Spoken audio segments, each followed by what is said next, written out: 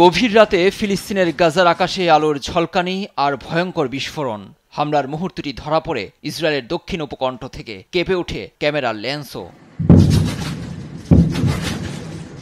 বিমান হামলার মাঝেই নতুন এক বর্বরতার মুখোমুখি গাজাবাসী। ফিলিস্তিনের গাজা নগরী দখলে স্থল অভিযানের প্রথম ধাপ শুরু করেছে ইসরায়েলের প্রতিরক্ষা বাহিনী আইডিএফ। নগরীতে ভারী ট্যাঙ্ক, সশস্ত্র সেনাদের অভিযানের খবরে আতঙ্ক।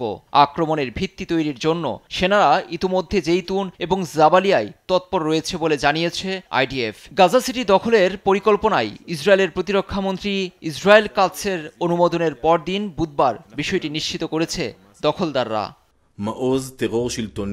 আমরা আর অপেক্ষা করছি না। গাজা নগরীতে প্রাথমিক ও প্রথম ধাপের আক্রমণ শুরু করেছি। ইতোমধ্যে নগরীর উপকণ্ঠ দখল নিয়েছে আইডিএফ। সেখানে হামাসের ওপর আক্রমণের মাত্রা আরও তীব্র করব। এখানে গোষ্ঠীটির শক্ত ঘাঁটি আছে। তাদের ওপর থেকে জনগণের নির্ভরতা শেষ করতে সর্বোচ্চটা করব। তবে ফিলিস্তিনের স্বাধীনতাকামী সশস্ত্র সংগঠন হামাসের দাবি, নিরপরাধ মানুষের বিরুদ্ধে নৃশংস যুদ্ধ চালিয়ে যেতেই নতুন করে অভিযানে ইসরায়েল। একই সঙ্গে যুদ্ধবিরতির চুক্তি বাস্তবায়নে নেতানিয়াহু সরকার বড় বাধা বলেও জানায় হামাস।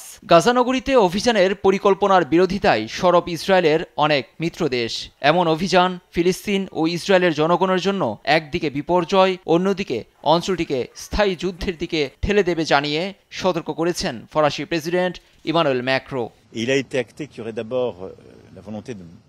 হামাসের হাতে থাকা জিম্মি মুক্তি ও যুদ্ধ বন্ধের দাবিতে ইসরায়েলে মাসের পর মাস যে আন্দোলন চলছে তা বুধবারও অব্যাহত ছিল। সমাবেশ থেকে প্রধানমন্ত্রী বিনিয়ামিন নেতানিয়াহুর প্রতি তাদের বার্তা, চুক্তিতে পৌঁছান, যুদ্ধ বন্ধ করুন এবং জিম্মিদের ঘরে ফেরার দুয়ার খুলুন।